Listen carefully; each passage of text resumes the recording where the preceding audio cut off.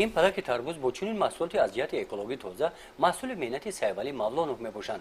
دانه های تربوز را از نظر گذرانده از حاصل زمین سیولی با قناعتمندی گپ میزند. زمین ما یکم سال بود که کارگرد کردیم، انا کارتوشکا کردیم. اینجا ما 18 تونه و 200 کیلو کارتوشکا گرفتیم. بعد کارتوشکا باز اینا حاصل دیم رو از حسابی بود هوا نغزمون پلوس کردیم. کشتی دیم نوازی جمع آوری کردیم، کشتی دیم رو اینا میبریم در بازار پیشکش مردم میکنیم با نرخ ارزون. من کلونش 10 سم 12 سم بگیره، امید یک سومش سر شدگی تو 10 سم تربوز قیمت نیست. سیولی میگوید که دهقانی شغل پسندیده‌اش میباشد. هرگاهی که توسط آینه نیلگون از فعالیت خواجگی های دهقانی استفاده ثمرناک زمین دهقانان اصیل گزارش های تلویزیونی را تماشا میکرد، هوسش میآمد که به دهقانی مشغول شود. همین طور هم شد. خواجگی دهقانی تشکیل نموده و استفاده زمین شروع کرد. از استفاده زمین درآمد خوب به دست آورد. خواست که سفر حج نماید و خلاصه آمد که حالا جوان است.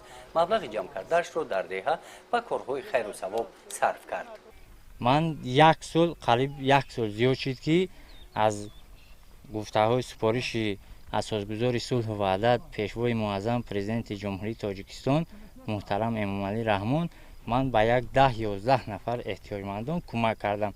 تاگزارا را چای لاب کردم، زباری نزد حولگی کردم. همین خیلی یک 11 نفر را از حساب خودم همین خیلی کردم ساختم دادم. به خاطری که سفر حج کردم و نرفتم آن رو در اینجا صرف کردم. حاصل تربوز که سیولی کش نمود به بازارهای شهر کلوب و ناحیه واسع برآورده میشوند. این نوبت این تل تربوزها را به بازار جامعیت دهاتی به نام رودکی ناحیه واسع میبرند. در جمع‌آوری آن ساکنان محلی به کار موسمی جلب کرده شدند. خیلی آدم صاحب جای کار شد.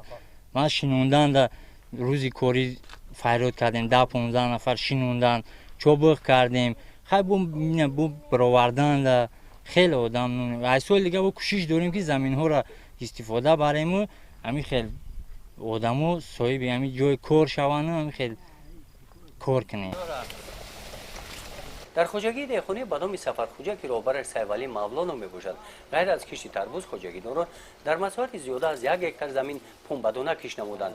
سیولی با مصلحت متخصصان در کشت پنبه‌دانه با قاعده‌های آگروتکنیکی پورا رعایت نمود. همین است که نیال‌های پخته کش نموده او حاصل فراوان دارند. گرم بود، هوا گرم بود. ما همین را تاخیر کشاد کردیم، دم به دم آب دادیم، بعد موبایل را کشاد کردیم که شمال بزنه. حوزی 2 روز ایستیم برای 3 و 4 حوزی که 1 تنیم تا کرم پیدا شده است. همین را غلطانده است. این حوزی دیدیم که ما هم آب موندیم، هم 2 روز ایستیم، هم دو بند قطاری هم پخته را کشاد کردیم. حاصل چقدر؟ حاصل بد نیست. سیولی همچون جوان مقصد دارد که عاید استفاده ثمرناک زمین هرچی بیشتر از متخصصان ساحه آموزد. در آینده جهتی باز هم بلند برداشتن حاصلناکی زمین و کامیابی ها نائل گردد.